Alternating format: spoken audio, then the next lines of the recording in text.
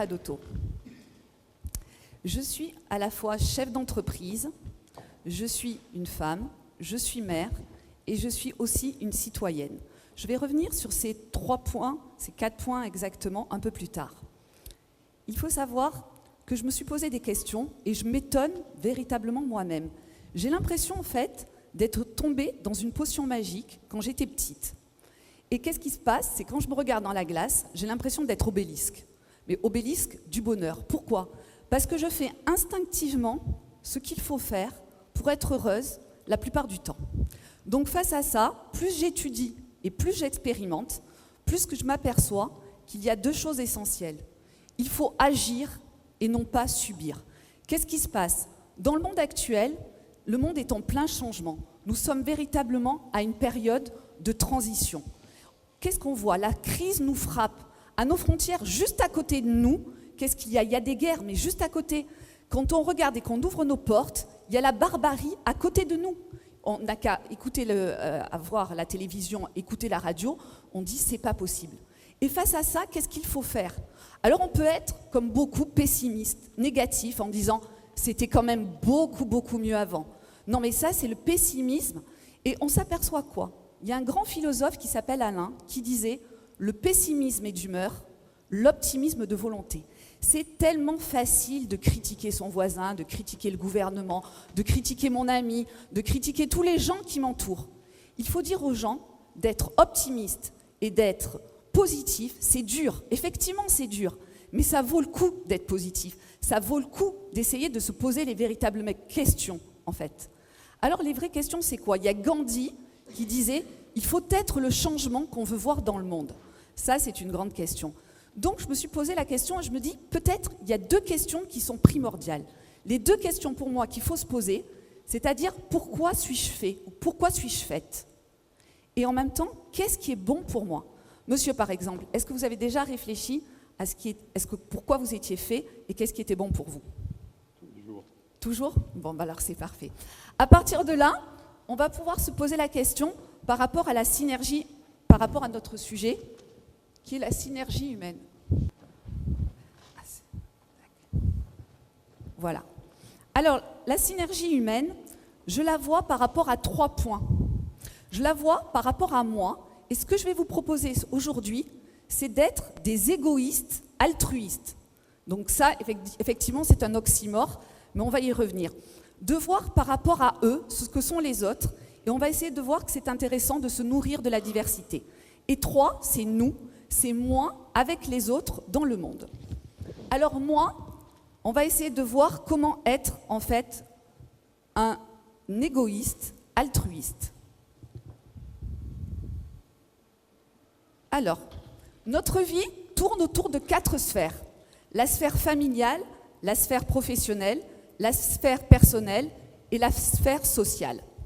Il faut savoir que la plupart du temps, nous naviguons parfaitement entre la vie familiale et la vie personnelle. Par exemple, moi, je suis mère de famille, j'ai ma famille, je suis mariée, très bien. Ma vie professionnelle, je suis chef d'entreprise. Et la plupart du temps, les gens, qu'est-ce qu'ils font? Ils cloisonnent. On est dans le ou ma vie professionnelle, ma vie familiale. Ce qu'on vous propose là, ce que je vous propose aujourd'hui, c'est d'imaginer que vous avez aussi une vie personnelle et une vie sociale. C'est quoi la vie personnelle? Ma vie personnelle, c'est d'imaginer ce qui est bon pour vous. Qu'est-ce qui me fait plaisir? Alors moi, par exemple, c'est de faire du sport, c'est de lire de bons livres, c'est de sortir avec mes amis. Ça, pour moi, c'est important. Mais la plupart du temps, les gens oublient le côté personnel. Et encore plus les femmes. Les femmes, dès qu'on a eu un enfant, eh ben, on navigue plus ou moins bien entre notre sphère familiale et notre sphère professionnelle. Et on oublie souvent la part personnelle. Alors que la part personnelle, c'est peut-être une des parties au départ qui est la partie la plus importante. Qu'est-ce qui me fait du bien à moi? Parce qu'on peut être bien, soit que si on est bien quelque part avec les autres. Donc, ce que je vous propose, c'est de partir de ou et de passer au monde du et. Et la dernière, je vais revenir sur la dernière sphère, qui est la sphère sociétale. Alors la sphère sociétale, elle est complètement oubliée. La plupart du temps, les gens oublient de donner à l'autre. La sphère sociétale, c'est de dire c'est le bénévolat, c'est par exemple les associations. C'est qu'est-ce que je suis capable de donner sans attendre en retour. Et là, il faut imaginer que ça nourrit. Toutes ces sphères, on se retrouve avec le centre, se nourrissent les unes les autres. Personnellement, si je suis bien dans mon corps et dans ma tête après avoir fait du sport, quand je vais rentrer au niveau professionnel, professionnellement, moi je m'aperçois en tant que chef d'entreprise, je me sens beaucoup plus forte face aux événements. Quand tu rentres le soir au niveau de la famille, au lieu quand tes enfants ils ont eu des mauvaises notes, te mettre à crier, quand même, on est quand même un petit peu plus cool quand on a fait du sport et qu'on se sent bien dans son corps. Et la vie sociétale, c'est pareil. Il faut s'impliquer dans des réseaux, s'impliquer et savoir donner pour pouvoir après se nourrir quelque part les uns les autres. Je vais vous parler aussi maintenant de eux, les autres. Les autres, on est tous quelque part différents les uns des autres. Et c'est cette différence qui fait quelque part notre richesse. On est différents par rapport aux âges, par rapport aux gènes, par rapport aux cultures, par rapport aux religions. Et il ne faut pas avoir peur de l'autre, parce que l'autre, quelque part, est nécessaire et notre diversité fait de notre richesse. Et c'est à partir de là qu'on peut revenir peut-être à nous, moi, avec les autres. Qu'est-ce que nous sommes? Qu'est-ce que nous sommes vraiment? À partir de là, moi, je suis quoi? Je suis j'habite une rue, j'habite à Rimier, j'habite une ville, j'habite à Nice, j'habite un pays, j'habite en France, j'habite dans un continent, l'Europe, j'habite la Terre, j'habite l'univers. À partir de là, qu'est-ce que ça veut dire? Ça veut dire quoi? Ça veut dire que je suis à la fois si petite et en même temps si grande vis-à-vis des gens qui m'entourent. Mais en même temps, la vie est quoi? La vie, ça peut être à la fois quelque chose de très court, mais en même temps, la vie, ça peut être quelque chose de très long. Donc à partir de là, j'ai lancé un nouveau concept qui s'appelle le REN. Alors le REN, ça veut dire quoi? Le REN, c'est revenir à ce que je vous avais proposé au départ, d'être des égoïstes altruistes. D'abord, se faire du bien. Je commence par moi. Se faire du bien, mais après, en faire aux autres avec l'optimisme. Alors, REN, au départ, avait une signification chez les Égyptiens. Ça représentait le nom de l'être. Et sans le nom, on n'existait pas. Et le plus important, REN avait une très grande signification chez Confucius. Ça représentait l'amour de l'humanité, se construire et partager avec les autres. Moi, ce que je vous propose aujourd'hui, c'est d'être des révolutionnaires. Mais des révolutionnaires de quoi? D'être des révolutionnaires du positif. Savoir se faire plaisir, en faire aux autres avec l'optimisme.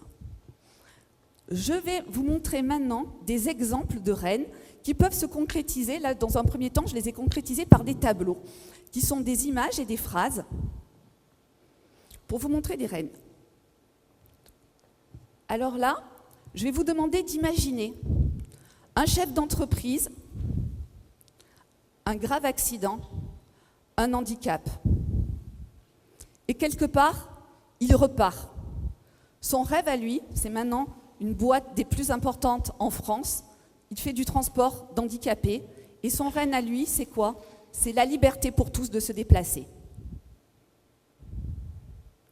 Un rêve peut se faire aussi par une phrase personnelle qu'on va projeter. Ça peut être aussi une phrase, comme une phrase ici d'Einstein. Un sourire coûte moins cher que l'électricité, mais donne autant de lumière. Ça peut être également un moment de bonheur qu'on a envie de communiquer aux autres ou de se rappeler, de se faire plaisir. Et là, je vais rentrer dans mes rênes à moi. Mes rênes à moi, j'en ai fait 3. J'en ai fait en rose, c'est mes rênes de vie. Qu'est-ce qui me motive moi? Je suis allée chercher, savoir qu'est-ce qui étaient les petits points qui me permettaient de temps en temps de me donner de la pêche. Eh bien, c'est oser, aimer, s'émerveiller, partager, faire grandir. J'ai mes rênes aussi d'entreprise. Je les ai communiquées à tous mes salariés. C'est-à-dire, voilà, je leur ai dit, et maintenant on a fait aussi également le rêne de l'entreprise. Mais j'ai commencé par mes propres rênes à moi. Qu'est-ce qui me faisait dans mon entreprise plaisir? Ça peut commencer par dire bonjour, savoir dire merci, mais on peut passer au départ sur des choses les plus simples. Les choses les plus simples sont au départ les plus belles parce qu'elles commencent par le respect et le respect de l'autre. Mais ça peut être aussi de faire augmenter le chiffre d'affaires parce que quand même je suis chef d'entreprise. Et le dernier, en bleu, c'est mes règles de la maison. Ça, nous l'avons fait en famille, tous ensemble, mon mari, mes enfants. savoir s'aimer, rire, écouter. Mais moi aussi, c'est peut-être savoir laver le lavabo et ne pas lécher la cuillère. Donc ça peut être des choses à la fois qui peuvent paraître futiles, mais en même temps, quelque part, qui ne le sont pas, parce que c'est nos règles à nous, c'est nos règles, quelque part, c'est nos règles de vie. Tout ça pour dire que ça s'appuie aussi sur une démarche scientifique. Il faut savoir qu'aux États-Unis, il y a un grand courant qui s'appelle la psychologie positive, et un des grands chercheurs, c'est Seligman. Et Seligman, il dit quoi par rapport au bonheur? Il dit que 50% nous vient de la génétique. Malheureusement, 50% c'est énorme, mais on ne peut rien y faire. En fonction des éléments, on ne peut rien faire. On est tous avec des gènes différents, et face au bonheur, eh ben, on n'a pas les mêmes pouvoirs. Il y a un chiffre qui paraît ahurissant, c'est les 10%. Les 10%, c'est ce qui nous arrive dans notre vie. C'est-à-dire demain, qu'un événement heureux vous arrive ou qu'un élément malheureux vous arrive, eh ben, ça ne compte pas pour grand-chose. Ça compte que pour 10%.